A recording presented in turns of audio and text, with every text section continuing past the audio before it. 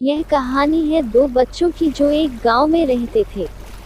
बड़ा बच्चा 10 साल का था और छोटा 7 साल का। दोनों हमेशा एक दूसरे के साथ रहते, एक दूसरे के साथ खेलते और एक दूसरे के साथ ही घूमते।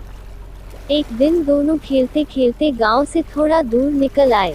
अचानक खेलते खेलते 10 साल के बच्चे का पैर फिसल गया और वह कुएं में गिर गया और जोर जोर से चिल्लाने लगा।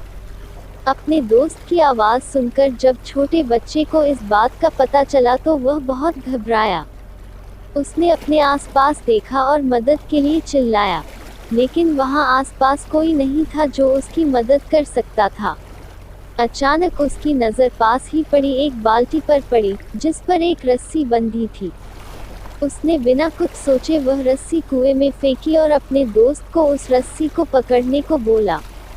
अगले ही पल वह 7 साल का बच्चा उस 10 साल के बच्चे को पागलों की तरह कुएं से बाहर निकालने के लिए खींच रहा था। उस छोटे से बच्चे ने अपने दोस्त को कुएं से बाहर निकालने के लिए अपनी पूरी जान लगा दी।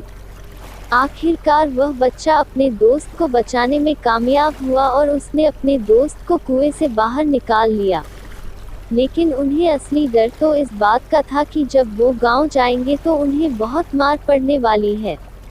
खैर, दोनों डरते डरते गांव पहुंचे और उन्होंने गांव वालों को खेलते खेलते कुएं में गिरने और रस्सी के सहारे छोटे बच्चे द्वारा बड़े बच्चे को बाहर निकालने वाली पूरी बात बता दी।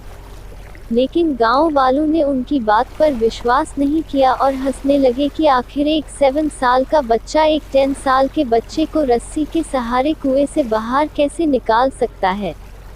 लेकिन वहां मौजूद एक बुजुर्ग ने उन बच्चों की बातों का भरोसा कर लिया। उन्हें सब करीम चाचा कहते थे। करीम चाचा गांव के सबसे समझदार बुजुर्गों में से एक थे। गांव वालों को जब करीम चाचा के बच्चों की बात पर विश्वास करने की बात पता चली तो सब इकट्ठे होकर करीम चाचा के पास पहुंचे और बोले, चाचा, हमें तो बच्चों की बात पर यकीन नहीं हो रहा है, आप ही बता दो कि ऐसा कैसे हो सकता है। गांव वालों की बात सुनकर करीम चाचा बोले, बच्चे बता तो रहे हैं उन्होंने यह कैसे किया। बच्चे ने कुएं में रस्सी फेंकी और दूसरे बच्चे को ऊपर खींच लिया। गांव वालों को कुछ समझ नहीं आ रहा था। कुछ देर बाद करीम चाचा मुस्कुराए और बोले, सवाल ये नहीं है कि बच्चे ने यह कैसे किया, सवाल यह है कि वह यह कैसे कर पाया।